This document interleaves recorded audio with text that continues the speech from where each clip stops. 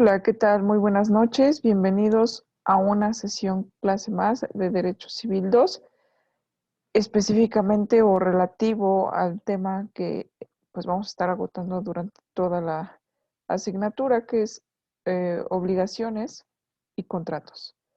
¿Sale? Entonces, atendiendo a una diapositiva que hemos estado retomando momentáneamente clase con clase, en el cual estamos viendo el fundamento legal y concepto doctrinal de lo que son los contratos. Voy a continuar desde la diapositiva próxima pasada en la cual pues me quedé, ¿sale? Y de ahí pues vamos a estar eh, pues viendo varios tipos de contratos, entre otros. Entonces la última, de hecho se quedó guardada como la número 9, relativa a lo que es el consentimiento, ¿ok? Voy a poner la presentación con diapositiva para que se pueda compartir o para que se pueda apreciar un poquito más. Ok, el consentimiento es un elemento muy importante de los contratos, un elemento de existencia. ¿Sale? Hay que empezar a distinguir ya con claridad los elementos de existencia de los requisitos de validez. Estamos revisando con precisión cuáles son esos elementos de existencia para que más adelante podamos estar observando o analizando algún acto jurídico que sea existente legalmente hablando o inexistente. Puede ser un acto que legalmente no existe, pero que produjo consecuencias jurídicas. Sale como un contrato en el cual no hubo un consentimiento. Entonces, precisamente de este tema, pues vamos a estar tratando, ¿no? El consentimiento es vital, es importantísimo dentro de cualquier acto jurídico. Y pues considerando que un contrato, evidentemente, pues es un acuerdo de voluntades, yo creo que la misma definición nos puede llevar a sugerir, ¿no? En esencia, el acuerdo de voluntades. Cuando hace falta precisamente la voluntad, entonces se alega la inexistencia del contrato. Pero esto no es de una forma inmediata. Tal vez el contrato surtió efectos, ¿no? Es un contrato obviamente pues inexistente, con apariencias de existencia, en el cual, bueno, ok, una de las partes fue viciada en su consentimiento o no tuvo realmente consentimiento, lo que puede provocar posiblemente una nulidad o una inexistencia. Poco a poco vamos a ir entendiendo estos detalles porque son importantísimos al momento de distinguir precisamente o de tratar de, pues, aseverar si un acto jurídico es existente o inexistente. Esto obviamente pues a través de un derecho de petición, ¿no? A través de una acción civil, una acción mercantil, vaya, en el ramo en el que se dé, pero yo creo que contratos civiles es muy importante para poder empezar a analizar y a precisamente pues remover todo ese tipo de dudas desde el inicio que es o sea, aquí si hay preguntas, si hay dudas, no duden en escribirme o en hacérmelo saber para poder ir obviamente pues contestando esas dudas, porque más adelante pueden surgir más, ¿no? Respecto a circunstancias que vamos a estar agotando paulatinamente y que si tengo por entendido que están claras, pues bueno, vamos a seguir avanzando. Entonces, el consentimiento como elemento de existencia de un contrato, básicamente aquí está muy bien ilustrado, ¿no? El si quiero o no quiero expresamente, hay tipos de consentimiento, el consentimiento tácito, por ejemplo. Entonces vamos a estar verificando, ¿no? Cuando obviamente pues eh, es un consentimiento, pues no expreso, pero sí tácito, entonces también brinda sus efectos el acto jurídico. Entonces, pues vamos a ir observando, ¿no? En qué momentos sí tiene que ser expreso, en qué momentos tiene que haber formalidades, porque ahí es donde nos empezamos a empapar de más, eh, pues sí, más elementos, más figuras jurídicas que obviamente pues todas están relacionadas con los contratos.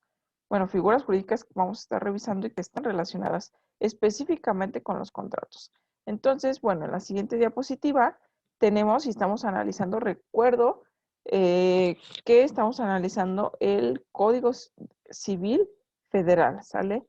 Momentáneamente no nos estamos metiendo con códigos locales, entonces pues vamos a estar analizando el civil, el federal, la legislación federal. Más adelante, si tenemos la oportunidad, vamos a entrar al estudio de códigos locales.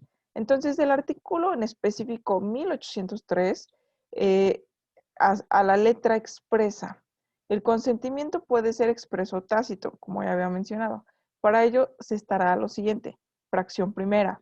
Será expreso cuando la voluntad se manifiesta verbalmente, por escrito, por medios electrónicos, ópticos o por cualquier otra tecnología, o por signos inequívocos. Aquí quiero hacer, antes del I y pasar al segundo, a la segunda fracción, quiero hacer un hincapié en que esto fue pues obviamente pues modificado porque en su momento los medios electrónicos, ópticos y o tecnología carecían de muchos elementos, inclusive regulaciones legales, ¿no? En el cual, bueno, pues al momento de desarrollarse, de ser obviamente más común, ¿qué es lo que hacemos con la tecnología? Aceptamos términos y condiciones de páginas, de contratos, de tarjetas bancarias, de aplicaciones. Entonces es un sinfín, ¿no? De justo esto, expresar consentimiento, porque también hay contratos electrónicos, ¿sale? En el cual, bueno, te están solicitando tu acuerdo o que tú manifiestes tu voluntad expresa. Entonces, un tipo de voluntad expresa, esto que manifestamos a través de medios ópticos, de cualquier medio de tecnología, sobre todo cuando se trata de llevar a cabo un contrato, inclusive pues una compra y venta, ¿no? Que es una especie de un contrato.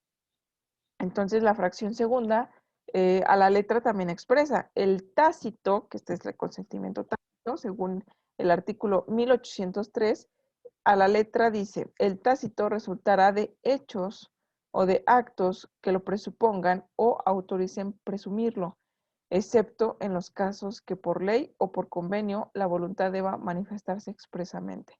En este orden de ideas y así como lo manifiesta, digo, primero la fracción número 1 o la fracción primera y la fracción segunda sucesivamente, básicamente la diferencia entre una voluntad expresa de una tácita es básicamente eso, la forma en la cual la estamos manifestando. Sin embargo, pues la estamos manifestando, ¿sale?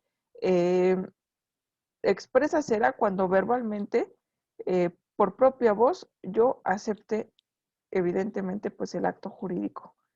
De forma escrita también, digamos que por los medios electrónicos, en donde queda evidencia, puede ser audiograbada, la voluntad expresa, puede ser videograbada, puede ser expresada ante un fedatario público o ante una fe judicial, ante una autoridad administrativa, una autoridad judicial, vaya, ante cualquier autoridad. Sin embargo, se está, obviamente, pues como que se está haciendo bastante claro en el sentido de que evidentemente es nuestra voluntad aceptar dicha figura o dicho acto jurídico. Entonces el tácito es diferente, ¿no?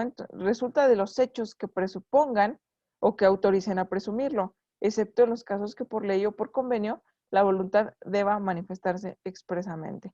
Entonces, el tácito no lo expreso de una forma verbal, de una forma escrita, sin embargo, se sobreentiende que evidentemente pues hay voluntad, ¿sale? En algunos casos la ley es muy clara, ¿sale? ¿Por qué clara? Porque nos pide como requisito, evidentemente, pues, en ciertos contratos, evidentemente en ciertos actos jurídicos, sobre todo en los más solemnes, que no solamente es una voluntad expresa, sino que obviamente tenga otro tipo de formalidades, como lo es evidentemente el matrimonio. El matrimonio no lo puedo llevar a cabo mediante un contrato privado de matrimonio. Eso jamás, eso no tiene un alcance legal, ¿sale? ¿Por qué tiene que ser forzosamente ante un oficial del registro civil? En el Estado de México puede que en otras entidades también se le denomine de una forma distinta.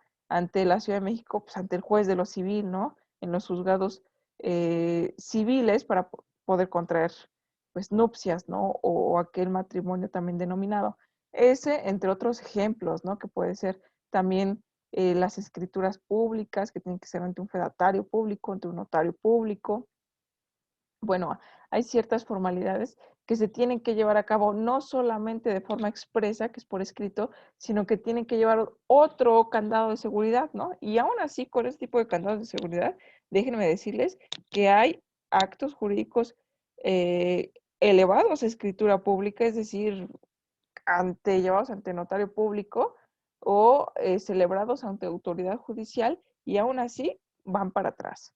Entonces hay que vislumbrar y hay que reconocer evidentemente muy bien los elementos de existencia y los requisitos de validez de los actos jurídicos para saber si nos encontramos ante un acto jurídico válido, nos encontramos ante ante un acto jurídico, perdón, inexistente, ante un acto jurídico imperfecto que se puede perfeccionar. Evidentemente, por cuestiones legales se pueden subsanar esa falta de elementos, o bueno, más bien de requisitos de validez, ¿no? Que lo validan completamente. Entonces, uno de ellos es a través de la voluntad, ¿no? Del consentimiento. Y la voluntad no es más que o la expresas con signos inequívocos o los signos inequívocos evidentemente pues es verbal, es escrito, es algún otro medio electrónico. El tácito pues es aquel que se entiende, ¿no? Que se presume que por los hechos anteriormente generados pues se está a lo acordado. Entonces, un ejemplo de ellos, ¿no? Cuando la ley claramente te manifiesta, ¿no? En caso de ser omiso en algunos requisitos, hay contratos verbales, ¿no? En el cual evidentemente, pues tiene que haber algún tipo de prueba, digo, el hecho de que sean verbales no significa que sean inexistentes, solamente que al momento del incumplimiento pudieran ser mucho más complicados de demostrar o de tratar de demostrar las cláusulas, contenido y alcance de los contratos cuando su pacto fue verbal, porque no hay medios o elementos de convicción que el juzgador pues tenga claros para poder dar una determinación, ¿sale? Entonces, hay elementos, posiblemente testigos, ¿no? Pero cada quien va a presentar testigos.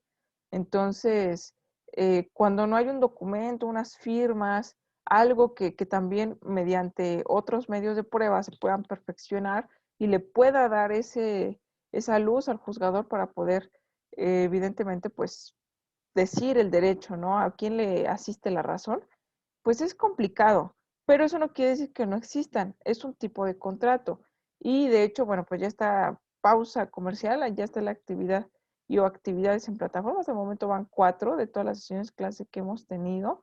Un cuestionario de diagnóstico, una investigación sobre unos conceptos por ahí. La otra es la clasificación de los contratos y otra es unas jurisprudencias relativas a los vicios del consentimiento, que es precisamente parte del tema que estamos revisando el día de hoy, ¿no? ¿Cómo se puede ver afectado el consentimiento?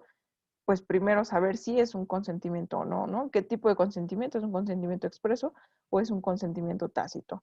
Entonces, hay otros medios legales, ¿no? Por ejemplo, adelantando un poquito y relacionándolo con materia laboral, es un tipo de consentimiento pues expreso que podemos llevar a cabo en diferentes ramos o áreas, pero en materia laboral regularmente o algunos patrones no están acostumbrados a celebrar contratos por escrito, contratos laborales, ¿sale? Con los trabajadores. Entonces, sencillamente puede ser y sobre todo los patrones físicos, ¿no? Ok, a ver, ¿sabes qué? Me interesa que tú realices esta y esta y esta otra actividad. A la semana, pues te voy a estar dando tanto y tu horario sería de tal a tales horas. Entonces se están pactando las cláusulas del contrato, ¿no? En este caso, evidentemente, pues el pago, el horario, las actividades a realizar, a lo mejor alguna otra orden que sea hora de entrada, hora de salida, a lo mejor permisos, día de descanso, no lo sé, ¿no? Pero no se hace un contrato por escrito. ¿Quiere decir entonces que para la ley no es un contrato laboral?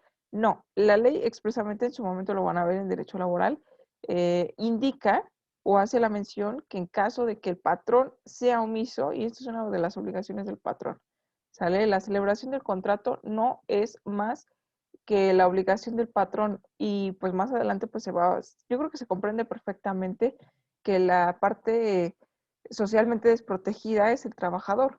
Entonces, en esa tesitura, pues el patrón es el que está obligado a firmar contrato, ¿sale? Y no solamente firmar contrato, sino también dar pues, una copia fiel del mismo al trabajador, pues para que sepa las condiciones pues en las cuales se está contratando, ¿no? Pero la realidad es que no sucede así, la ley dice una cosa, bueno, la ley expresa una cosa y en la realidad pues sucede otra completamente distinta y no lo hago genérico para todos, ¿no? Habrá algunos patrones que en realidad pues cumplan bastante bien o lo más posible la Ley Federal del Trabajo.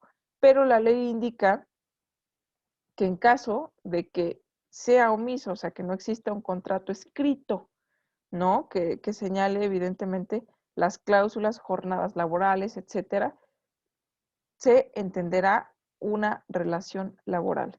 Entonces, el solo hecho de leer o la narrativa que viene en la ley se entenderá. Entonces, aquí, el artículo 1803 del Código Civil es muy claro. El tácito resultará de hechos o actos que lo presupongan. Ese es un presupuesto, ¿sale? Y de ahí también parten las presuncionales. De hecho, el medio de prueba, cuando vean procesal, lo primero que van a ver es derecho, teoría general del proceso, seguramente, o derecho procesal civil, no sé qué ocurra primero, cómo se le denomine, pero van a ver proceso en alguno de los tantos procesos y pues en su mayoría se relaciona de su especial naturaleza con el civil. Civil y o familiar son los primeros procesales que se empiecen a estudiar dentro de lo que es la carrera de Derecho. Entonces, dentro de la materia procesal, existe un medio de prueba o una prueba denominada presuncional, ¿sale? En la que, ¿de dónde viene? O se nos va a hacer conocida porque presume, presupone, entonces hay obviamente, pues un antecedente, ¿no? Un antes de, ¿sale? Obviamente, pues presupone, la ley presume, la ley es clara, ¿no? La ley en su narrativa, en caso de que no exista esto, bueno, pues se va a entender esto otro. Entonces se entenderá, se presupone, se presume, o sea, todas esas expresiones es la presuncional legal. ¿Por qué? Porque la ley así lo contempla. La presuncional humana es aquellos en los cuales pues involucra, como su nombre lo indica, es otro tipo. Dentro de las presuncionales existen dos clases, legal y humana. La legal es la que la ley contiene dentro de sus, obviamente, pues dentro de su articulado, ¿no? Dentro de su normatividad. La humana es precisamente atribuible, perdón, al ser humano, en el cual yo puedo, ok, yo veo una serie de circunstancias y de hechos y me hacen pensar, ¿no? O sea, me hacen conjeturar. Entonces, esa conjetura es una presunción humana y en razón de pruebas o en raciocinio de pruebas, no hay presunción humana que esté a cargo de cualquier otro sujeto que no sea el juez o el juzgador. Porque al juzgador es el que le vas a exhibir las pruebas, las documentales, los testigos, bueno, todos los peritajes, todos los medios de prueba habidos y por haber, los medios, obviamente, pues, de tecnología, en los cuales, bueno, pues tú quieras probar algún tipo de circunstancia o hecho, se los vas a mostrar al juez. El juez los tiene que tener claros, ¿no? Entonces, el juez con todo eso tiene la capacidad y obviamente también dado el estudio de la ley y aunado a la experiencia de conjeturar en relación a todos esos medios de prueba que me ofrece pues tanto a lo mejor la parte actora como la parte demandada y va a ser el que mejor provea, ¿sale? Entonces, de ahí es donde se empiece a revisar precisamente estas presunciones, pero no parte de otra cosa o está totalmente o íntimamente relacionado con lo que es una voluntad expresa o una voluntad tácita. Entonces, quiero que se entienda todo esto básicamente a lo que me referí con las presuncionales, son voluntades tácitas, ¿no? Lo que se entiende o lo que se sobreentiende de ciertos hechos que no son tan inequívocos como lo es una confesión expresa, ¿no? Es decir, sí lo hice, sí lo acepto, sí ahí está mi firma, sí yo escribí eso, sí ese es mi número, yo envié esas fotos, yo hice esto, yo hice lo otro, aunque no sea pues una confesión tal cual, pero que sea muy clara la voluntad, ¿no? De sí realizarlo. Cuando no es clara la voluntad, entonces puede entenderse que se dio ese acto jurídico, pero yo, sin expresar una voluntad de forma verbal o de forma escrita o algún signo inequívoco, pero que se entienda de tal forma o que la ley así lo marque, ¿sale? Entonces, en caso de, pues, mi omisión, ¿no? Continuando con esto, el siguiente artículo, el 1804 del Código Civil Federal, menciona, toda persona que propone a otra la celebración de un contrato fijándole un plazo para aceptar, queda ligada a su oferta hasta que expire el plazo, perdón, o la expiración del plazo. ¿Esto qué quiere decir? Bueno, esto sí, esto va encaminado relacionado con las ofertas, pero dentro de lo que son los contratos. Entonces, aquí el Código Civil sí te regula esta parte, ¿no? En la cual, pues, ¿sabes qué? Mira, vamos a hacer, ¿qué te parece un contrato de compra y venta? Te vendo mi vehículo automotor, mira, es un modelo tal, digamos que tiene acabados tal, invertí tal, está bien cuidado, sus defectos a lo mejor son esto, lo otro aquí, el precio en el mercado está en tanto, pero yo te lo estoy ofreciendo con un descuento de un 10%, ¿no? Sin meternos en más detalles como precios, color, etcétera, pudiera ser esto pues muy, muy fácil, ¿no? Son situaciones que creo que son muy comprensibles. Ok, y bueno, tal vez, ¿no? Me está convenciendo, pero sabes que, mira, no tengo a lo mejor pues la cantidad que me está solicitando de primera mano. Tendría que, pues, revisar las finanzas o pensarlo, consultarlo o esperar, pues, un préstamo o un pago pendiente que tengo, ¿no? Posiblemente sea eso. Ok, sí, sin problema, piénsalo, consúltalo, chécalo y pues avísame, ¿no? Si pues te lo dejo que lo pienses 10 días o una semana y si en esa semana pues no, no hay una respuesta pues favorable, precisamente un consentimiento expreso, pues sencillamente lo sigo ofertando a los demás. Mientras es una especie de un sistema de apartado, ¿no? A lo que me estoy refiriendo. Entonces, el Código Civil no lo denomina un sistema de apartado, ni mucho menos. Es un ejemplo pues del léxico que utilizamos, ¿no? Que me hago, ok, aguántame tantito, pero apártalo, ¿no? Entonces, esta oferta se puede, el momento que yo dije, ok, te dejo la oferta del 10% menos, pero te doy una semana. Si en esa semana, pues yo no me puedo arrepentir porque estoy obligado, obviamente, pues hasta que pase a esa semana a que expire la propia oferta, ¿no? A lo mejor ya después ya no es mi deseo venderlo, ya después, que inclusive tampoco nada lo obliga que evidentemente se tenga que culminar el contrato o el trato, ¿no? Esto, cuando son ofertas, en ocasiones tienen que ser muy, muy claras y expresas regularmente haciéndolo de forma pues verbal, no surte los efectos que acabo de mencionar como si fueran unas ofertas por escrito, ¿no? Como lo que estamos viendo en el Buen Fin, como lo que estamos viendo por ejemplo, en el famoso Julio Regalado, como lo estamos viendo en las ofertas incluso de los centros comerciales, en los cuales es muy claro, ¿no?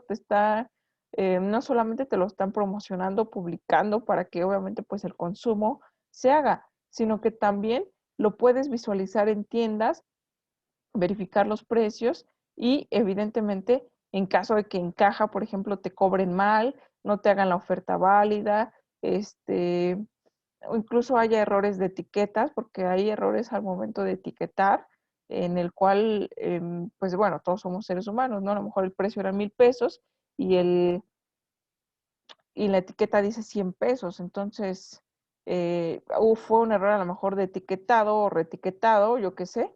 Y en ese momento, pues se tiene que validar la promoción que se le hace al público. Entonces, si ahí dice 100 pesos, en 100 pesos se lo das.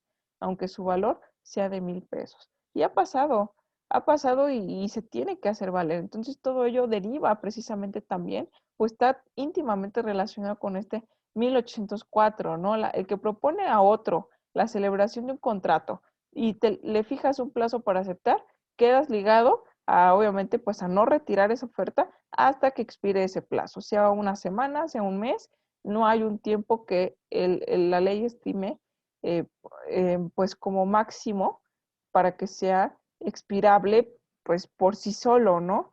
Si es que tú no retiras esa oferta. Ahora bien, el artículo siguiente, que es el 1805, menciona cuando la oferta se haga a una persona presente, sin fijación de plazo para aceptarla, el autor de la oferta queda ligado si la aceptación no se hace inmediatamente.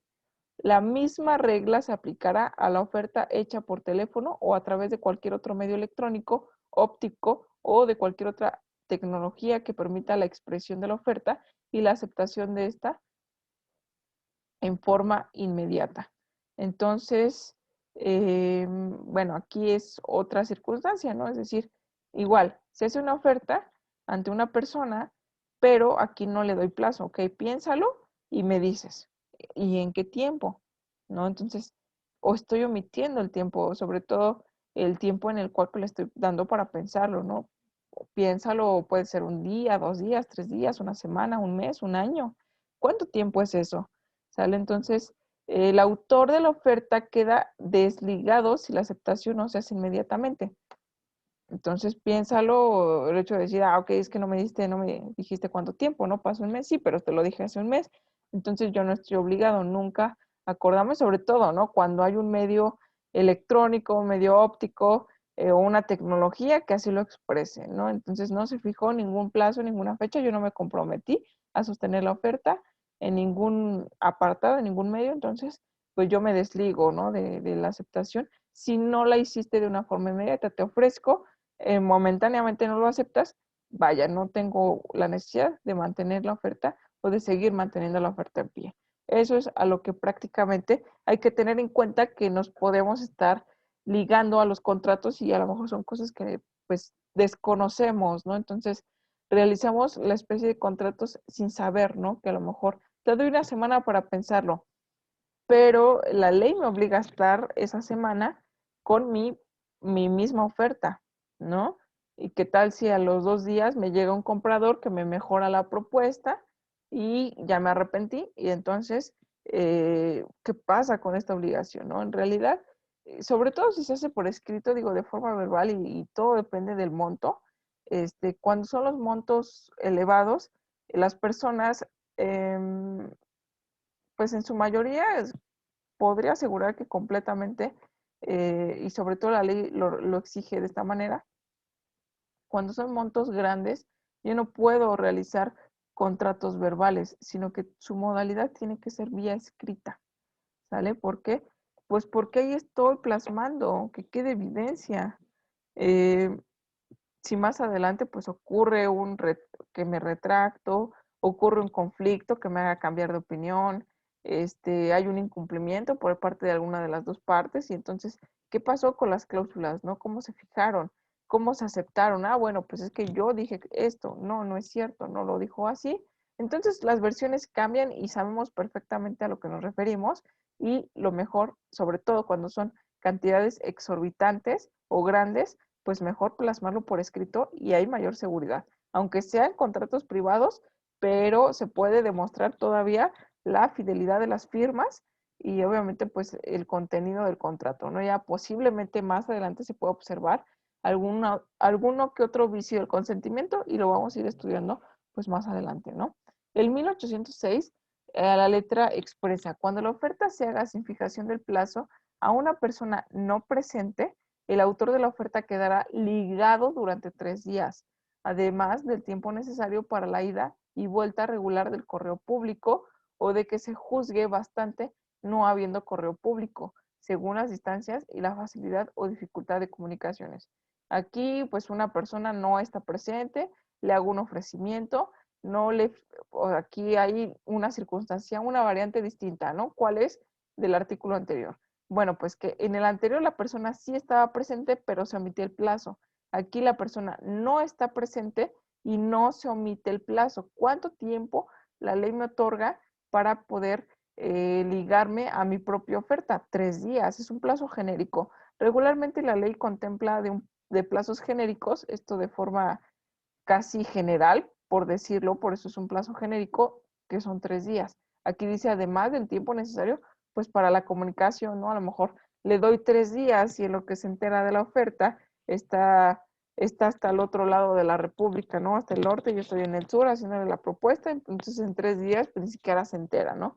No me podría expresar su voluntad en el tiempo determinado por ser básicamente o materialmente imposible realizarlo de esa manera. Entonces, bueno, pues atendiendo la lógica de las distancias o el tiempo de comunicación, si es, sobre todo si es por correo, ¿no? ¿Cuánto tiempo?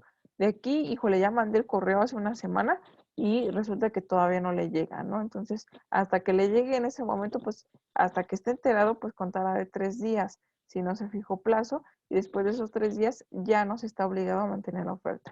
En 1807, el contrato se forma en el momento en el que el proponente reciba la aceptación, estando ligado por su oferta según los artículos precedentes.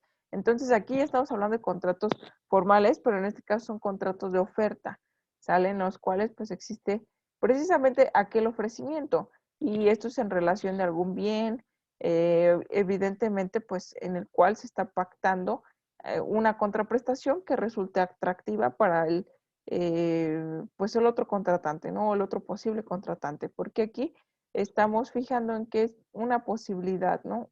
Sostengo la oferta, pero todavía no me está hablando de un acto jurídico que se pueda materializar. Estoy ofreciendo, pero mi ofrecimiento, ¿cuánto tiempo dura para que se pueda aceptar? Y es como las famosas promesas, eh, bueno, me lo van a revisar, pues, promesas de compraventas. Anteriormente, pues también había las promesas de matrimonio, ¿no? En el cual no había un matrimonio como tal, pero ya para amarrar básicamente a los esposos se hacían contratos prenupciales, ¿no? Las famosas promesas de matrimonio. Entonces se daban ciertas cláusulas en la cual, pues, sobre todo, ¿no? Se pretendía mantener precisamente esa ese compromiso hasta materializarlo, ¿no? Hasta materializarlo, obviamente, pues ante la ley o inclusive pues con ciertas otras cláusulas que también los hacen sujetarse a exclusividad de ciertos aspectos o ciertos puntos. El artículo 1808 menciona que la oferta se considerará como no hecha si la, re, bueno, la retira, perdón, su autor y el destinatario recibe la, la retractación antes que la oferta. La misma regla aplica al caso en que se retire la aceptación. Entonces, bueno, aquí es un poquito más complicado, ¿no? Es decir, eh, ¿cómo me voy a retractar de una oferta que pues todavía no tiene el conocimiento la otra persona, ¿no? O si llega antes. Entonces, dice, la oferta será considerada como no hecha si se retira, obviamente, del autor y el destinatario recibe primero la retractación antes que la oferta. Está un poquito complicado, pero puede suceder, ¿no? Igual por medio, a lo mejor la oferta se la envíe por correo electrónico, pero híjole, ¿qué crees? Ya no la quiero, me quiero retractar. Bueno, pues busco a lo mejor un medio más rápido, más fehaciente, pues para que primero le llegue la retractación antes que la oferta, puede ser vía telefónica, puede ser a través, hoy día es mucho más complicado, pero puede ser que haya mandado a lo mejor la propuesta vía escrita por correo pues certificado, ¿no? Ya listo a lo mejor pues para una firma, posiblemente sea ese el caso o algún otro, pero es muy complicado ya en la actualidad caer en esto, ¿no? Regularmente pues ya con los medios electrónicos es pues mucho más fácil que te llegue de forma inmediata tanto la oferta y pues el decline pues, está más complicado, ¿no? Pero también puede suceder. El decline o la retractación de la oferta que menciona este capítulo, este artículo, perdón, pues está más complicado que te llegue primero pues la retractación antes que la oferta, dado la inmediatez de la tecnología. Ahora bien, el artículo 1809 menciona a la letra que si al tiempo de la aceptación hubiere ojo con esto, hubiera fallecido el proponente sin que el aceptante fuera sabedor de su muerte, quedarán los herederos de aquel obligados a sostener el contrato. Entonces, aquí es donde se dice, ¿no? Las obligaciones pueden ser, tanto derechos como obligaciones pueden ser heredadas. Y aquí un ejemplo claro de lo que estoy mencionando y está escrito en la ley. En 1809, si al tiempo de la aceptación hubiera fallecido el proponente, sin que el aceptante fuera sabedor de su muerte, los herederos quedan sujetos a sostener el contrato. Pero dicen, bueno, pues es que el papá, ¿no? El señor Ramírez, por ejemplo, se comprometió a venderme o a ofrecerme en tal cantidad su casa o una de sus propiedades con un 20% de descuento. Pero sucede que el señor Ramírez fallece, ¿no? Y yo no lo sé. Entonces, a lo mejor, evidentemente, pues dio plazo, ¿no? Entonces, ¿qué pasa? Ok, ya el ofertante falleció. ¿Quiere decir que la oferta se retira? No. La ley es clara al indicar que los herederos están obligados a sostener el contrato. ¿Por qué? Porque es un contrato previo de una voluntad que una persona en pleno uso de sus derechos, de sus facultades y de su capacidad de ejercicio tuvo a bien disponer de sus bienes, que en ese momento es ahí donde surge, ¿no? En ese momento surgió el acto jurídico, nació, pero con su muerte, bueno, ya se murió. Entonces los bienes pasan, sí, en efecto, bienes, pero también obligaciones, ¿sale? Si ese bien ya tenía una oferta por escrita, y obviamente pues la parte en la cual se le hizo la oferta desconocía del fallecimiento de la persona y posiblemente quiere concretar, pues los herederos estarán obligados a culminar con ese contrato. ¿Por qué? Porque parte de lo que fue o lo que es la masa hereditaria, así se le denomina a los bienes que se van a heredar o se van a repartir entre los herederos, pues tienen alguna carga o algún gravamen. No es que mágicamente desaparezca toda aquella obligación de sus bienes y sean puro derecho, ¿no? Puro gozo. No, sino que aquí mencionamos que es distinto. En 1810, ojo, el artículo, no en el año. El proponente quedará libre de su oferta cuando la respuesta que reciba no sea aceptación lisa y llana, sino que importe modificación de la primera. En este caso, la respuesta se considerará como una nueva proposición que se regirá por lo dispuesto en los artículos anteriores. Entonces, la liberación del proponente, ¿no? Y su oferta cuando la respuesta no sea una aceptación tal cual, ¿no? Sino que importe de modificación de la primera, en este caso, mmm, hagan de cuenta, ¿no? Yo, ok, ¿sabes qué? Te ofrezco este bien mueble a cambio de un 10% de descuento.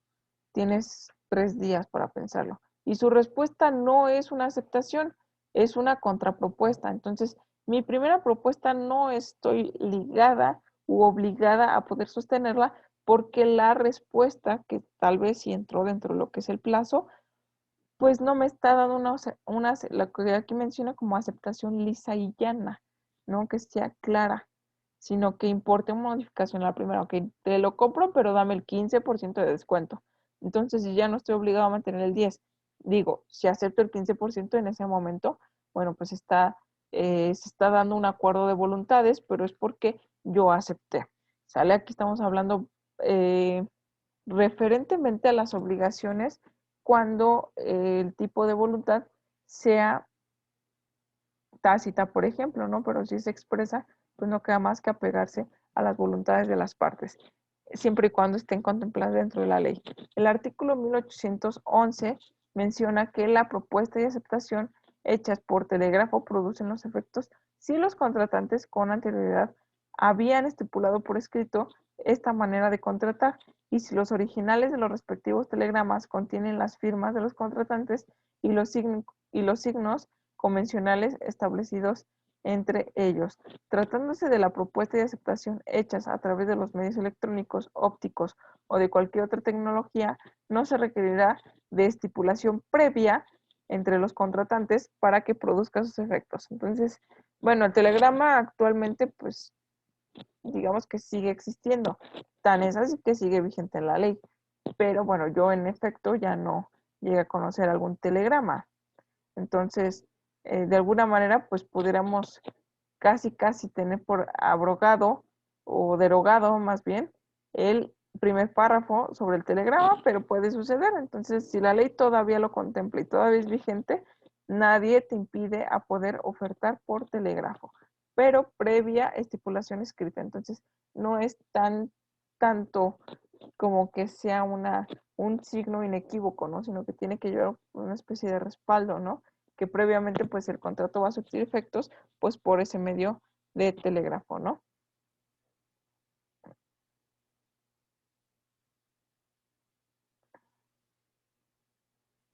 Ok, esa es la que ya habíamos visto.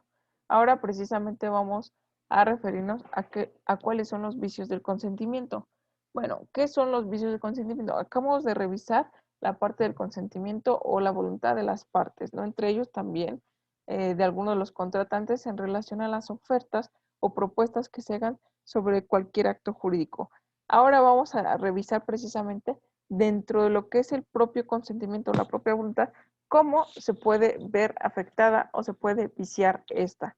Y bueno, aquí tenemos una forma, yo creo que muy, pues muy visual, ¿no? De poder verificar aquí el tratar de convencerlo y precisamente, básicamente lo que aquí expresan los ojos, y tanto los ojos como la sonrisa, y aquí el signo de duda y admiración de uno de los contratantes, es que hay una duda o hay un desconocimiento y el otro pues intenta aprovechar para, de una forma maliciosa, esto es lo que trata de explicar, sobre la voluntad de aquel. Entonces puede que acepte, pero acepta equivocadamente, ¿no? Entonces, produce sus efectos, existe, pues hay voluntad, pero está viciada. Entonces puede tener un vicio del consentimiento. ¿Cuáles son estos vicios del consentimiento? Ahora, el artículo 1812 menciona de forma muy clara que el consentimiento no es válido si ha sido dado por error y hay que empezar a aprendernos estos vicios. El error es uno de estos vicios del consentimiento. Dice arrancado por violencia o sorprendido por dolo.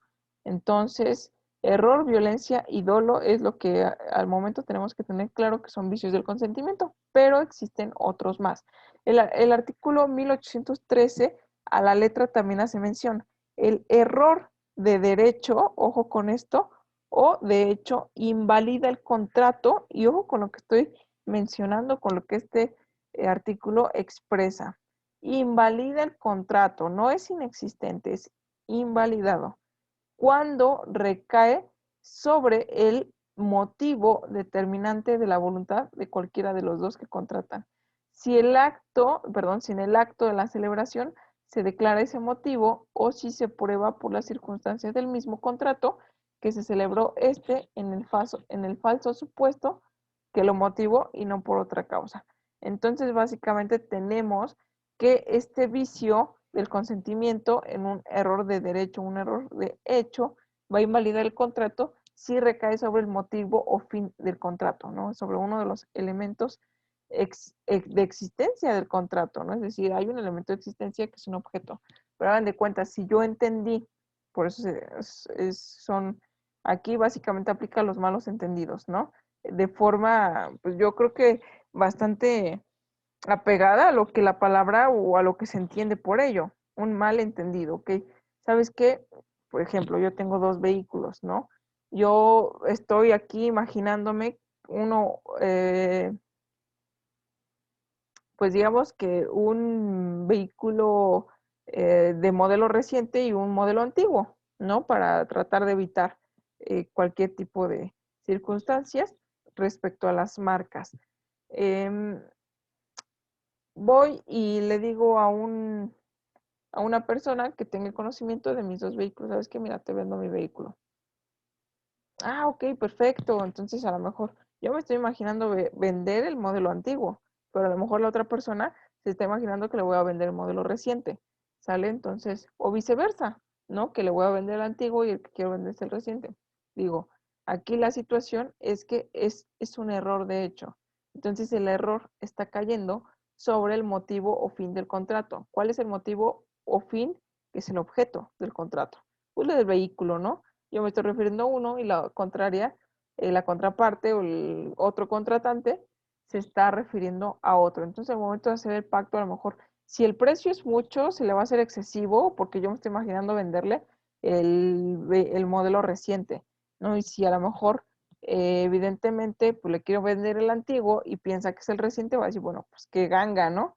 Entonces aquí hay un error, ¿no? Puede que se le haga muchísimo el precio, puede que se le haga a lo mejor muy poco. ¿Por qué? Porque hay un error, en este caso, sobre el motivo que determine su voluntad. Ok, sí, yo acepté, pero si me hubieras especificado que se trataba de tu modelo antiguo, pues sabes que no me interesa, ¿no? Entonces, aquí mi voluntad se ve viciada. Sí, solo sí, era el modelo reciente, pero no, pues el modelo antiguo no me interesa. Entonces, en ese orden de ideas, aquí hay un error, ¿sale? Que recae sobre el motivo fin, que afecta específicamente a la voluntad. Por eso digo, ah, bueno, sí quería, pero yo me imaginaba que era el otro vehículo, ¿no? Entonces, por eso es muy importante la claridad, ¿no? Al momento de contratar. Entonces, pero existen los errores y esto es uno de los muchos ejemplos que se pueden llegar a manifestar en algún momento de la vida, ¿sale? O que nos pueden llegar a consultar o que puede llegarle a pasar al primo de un amigo, uno nunca sabe. Entonces, el artículo subsiguiente es el 1814, a la letra también narra, el error de cálculo solo dará lugar a que se rectifique, ¿sale? Entonces aquí a lo mejor sobre el precio, sobre el interés mensual, yo qué sé, ¿no? Pero hay un error aritmético, por ejemplo, dentro de lo que es el precio, los intereses, por ejemplo, que por ahí no cuadró, pero que fue muy claro al principio, ¿no? En el momento en que no cuadró, no dieron las cuentas, no dio un resultado, entonces hay un error. ¿Qué pasa? ¿Quién pierde? El que se equivocó, no, aquí solamente se puede rectificar y vuelve nuevamente a surtir los efectos que al principio se contrataron, ¿no? Entonces, eso es básicamente lo que vamos a estar observando y el subsiguiente se entiende por dolo, este es otro vicio del consentimiento, acabamos eh, pues de agotar el error, ¿no? El dolo, ¿qué es el dolo?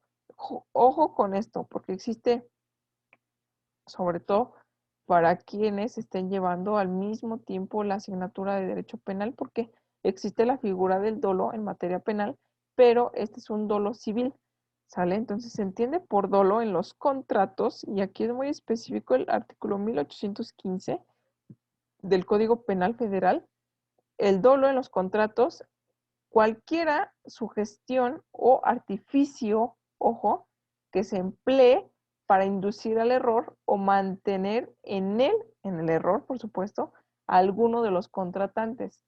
Y por mala fe, entonces otro concepto, otro vicio del consentimiento, mala fe, punto y coma, aparte. Y por mala fe, la disimulación del error de uno de los contratantes una vez conocido. ¿Qué quiere decir? No, uno es el dolo y otro es la mala fe. ¿Cómo distinguirlos si ambos son, pues son ventajosos, ¿no? Porque aquí el artículo es claro. Lo hizo de mala fe, lo hizo dolosamente. Ok, ¿cuál es la diferencia entre uno y otro? ¿Lo puedo utilizar como sinónimos? No. Este artículo, ¿no? En los contratos, sugestión o artificio que emplee para inducir al error. Ok, ok, lo quiero engañar. ¿Sale? Lo engaño para que él solito crea lo que yo quiero que crea, pero en realidad es otra circunstancia. O sé que ya se equivocó, me percaté de ello y quiero que se siga pensando o siga creyendo que esa es la realidad, ¿no? Que siga en su error. Entonces, y la mala fe es la disimulación del error de uno de los contratantes una vez conocido, ¿no? En este caso, ok, no, yo no provoqué el error, a lo mejor precisamente sí pudo haber sido un malentendido, una circunstancia que sucedió, pero que yo lo noté y ahora pues solamente porque ese error a mí me conviene, ¿no? Entonces, yo sé que uno de los contratantes, por ejemplo, somos 3 contratantes, 4 contratantes, que uno de los contratantes eh, pues está por cumplir su mayoría de edad, pero todavía no la tiene.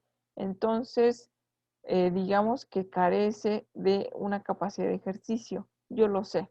Entonces la parte en la cual si me beneficia esa parte, pues yo disimulo el error, ¿no? Yo sé que no se puede, yo sé que sucede esto, yo sé que existe este impedimento, pero lo voy a dejar así, no voy a decir nada al respecto. ¿Para qué? Pues para que produzca los efectos que a mí me interesen y a su vez se pueda beneficiar, ¿no?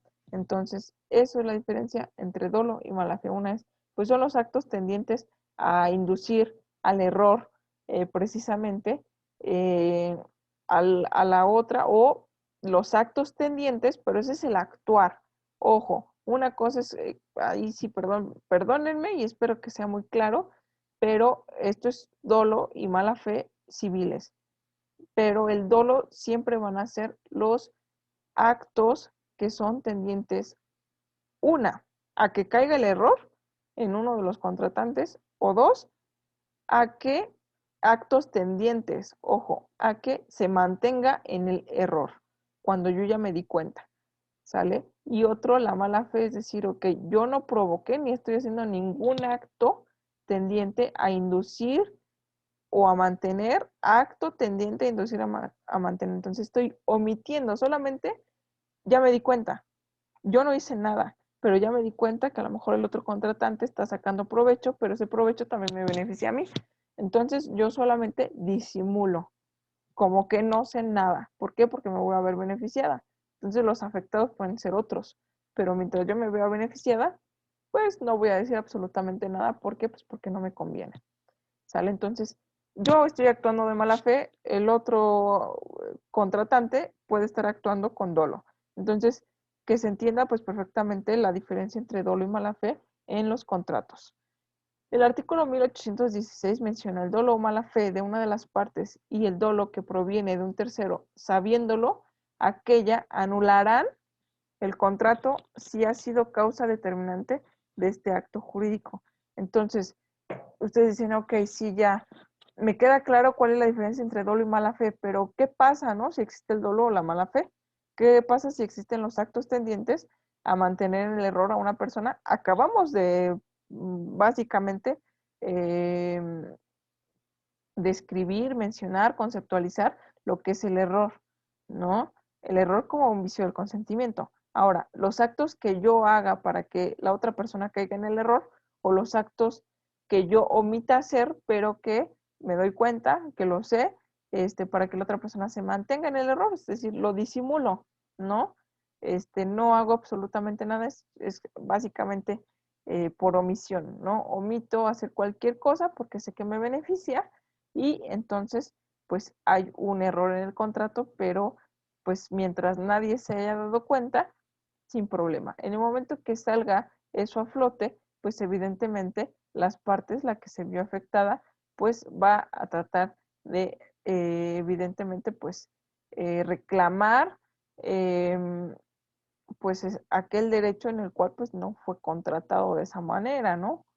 Sin embargo, bueno, es donde se empiezan a surgir los conflictos. Ahora, ya entendí, ¿no? ¿Qué es el dolo? Ya entendí qué es la mala fe, pero ¿qué pasa si una de las partes, o sea, qué le sucede al contrato? Ah, ok, pues se anula, ¿no? En 1806 se anula el contrato si ha sido la causa determinante de este acto jurídico. Entonces, pues básicamente la anulación de los efectos es como si no existiera. Tal vez hay una existencia, pero si se anula el contrato, pues es como si surte los mismos efectos que la inexistencia, ¿no? Y ahí es donde vamos a entrar más adelante con la nulidad absoluta, ¿no? Surte los mismos efectos que si demuestro que el contrato no existe. O, ok, el contrato sí existe, pero fue la voluntad dolosamente, ¿no? Por uno, dos o tres de los contratantes. Entonces, pues nulifícalo todo. Nulifica todo el acto jurídico. Existe, pero anúlalo. Entonces, son circunstancias que al final del día, pues son consecuencias, ¿no? De los mismos actuares del ser humano. Ahora bien, el artículo 1817 menciona, si ambas partes proceden con dolo, aquí ahorita, Sí, yo hice los actos tendientes para que se equivocara, pero ¿qué creen? Que mi contraparte, mi contratante también es bastante abusivo, ¿no? Ya no digo abusado, abusivo y también actuó de mala fe, porque a lo mejor yo quise sacar provecho de una cosa, a lo mejor en el precio, por ejemplo, ¿no? Pudiera ser, yo soy el vendedor y quiero sacar ventaja en el precio y él es el comprador, a lo mejor sabe y saca ventaja, pues no lo sé, este, tal vez en la, pues no sé, ¿no? En el cuidado, en el objeto, este, a lo mejor con los billetes falsos, no lo sé, ¿no? Algo que yo, pues yo quiero sacarle dinero de más o elevar muchísimo el precio o los intereses muy, muy elevados y el contratante, pues a lo mejor a duras penas acepta, pero pues me empieza a dar, pues a lo mejor cheques sin fondos, a lo mejor me empieza a dar billetes falsos, no lo sé, ambos actuamos de mala fe, ¿no? Entonces, si ambas partes proceden con dolo, digo, ambos actuamos con dolo, porque ojo con la diferencia entre dolo y mala fe, perdón, no es mala fe, la mala fe solamente disimulo el error, pero no hago nada para, para hacerlo inducir al error o que caiga cualquiera de las partes en el error, simplemente pues me doy cuenta, pero no hago nada para poder salir del error, ¿no? Pero si ambas partes proceden con dolo, en mi caso, pues ser ventajosa en el momento de decirle, ¿sabes qué? Mira, el precio es así, así, el interés te lo doy a meses, pero el interés va a ser el 20% sobre el monto total. Híjole, es muy elevadísimo, pero sabes que sí lo necesito, me urge, etcétera, etcétera, y pues acepto, ¿no? Entonces a lo mejor si le voy pagando, le voy emitiendo cheques, pero sin fondos, entonces ambos estamos haciendo actos pues para que el otro caiga en el error o caiga en cualquier otra circunstancia que a mí me beneficie y ambos actuamos con dolo. ¿Qué pasa si esto? Ninguna de las partes puede alegar la nulidad del acto o reclamarse indemnizaciones. Porque, ojo, aquella de las partes, aquellos de los contratantes que actuó de buena fe, y esto lo vamos a poder encontrar en jurisprudencias, en tesis aisladas, la buena fe, la mala fe, el dolo, pues más claramente explicado, sobre todo en las leyes, en asuntos que ya han sucedido y que pues trascienden a tal grado que se emite o la autoridad federal, sobre todo la Suprema Corte de Justicia de la Nación, tribunales colegiados, emiten criterios como lo son criterios jurisprudenciales o tesis aisladas que todavía no son jurisprudencia, recordando que para que se forme una jurisprudencia son 5 criterios en el mismo sentido. Entonces, que han sido tan relevantes que se tienen que publicar de esta manera para que a los demás nos pueda apoyar o nos pueda servir como guía para poderlos utilizar en los juicios ordinarios y tratar de evitar precisamente pues lo mismo, ¿no? Que se vaya encaminando el juicio al mismo sentido, de una imprecisión, de una interpretación en varios sentidos, en una laguna por ahí que existe en la ley. Entonces yo entiendo que el dolo y la mala fe es lo mismo, entonces lo manifiesto hacia el juzgado, pero resulta que no es lo mismo. Entonces así es básicamente como se va entendiendo y pues espero que vaya quedando claro estos conceptos tanto de dolo como de mala fe, como hasta el momento el consentimiento, que el consentimiento es indispensable para que exista un contrato y cuál es en su momento la diferencia si es que voy a manifestar que hay un contrato que nunca existió, pero que en su momento pues dio apariencias de así existir y empezó a surtir ciertos efectos, o un contrato que sí existió, pero se ve invalidado por este tipo de circunstancias, porque se cayó en el error, porque hubo dolo por alguna de las partes, porque hubo mala fe en alguna de las partes o porque hubo dolo en ambas partes. Entonces, la persona que actuó de buena fe o el contratante o contratantes que actuaron de buena fe tienen derecho a reclamar indemnizaciones. Pero si actúe de mala fe y actúe con dolo o mala fe y me doy cuenta que el contratante contrario también lo hizo y quiero que me indemnice y él a su vez también quiere que lo indemnice porque se está demostrando, bueno, si se demuestra que ambos actuaron pues en mal plan, vámonos para atrás y no hay indemnizaciones y se ajustan y se quedan y cada quien con su golpe básicamente, ¿no? Entonces, pues no sé si se esté por ahí entendiendo, haya preguntas, dudas, comentarios finales, o si no, pues hasta aquí lo dejamos y continuamos la próxima semana.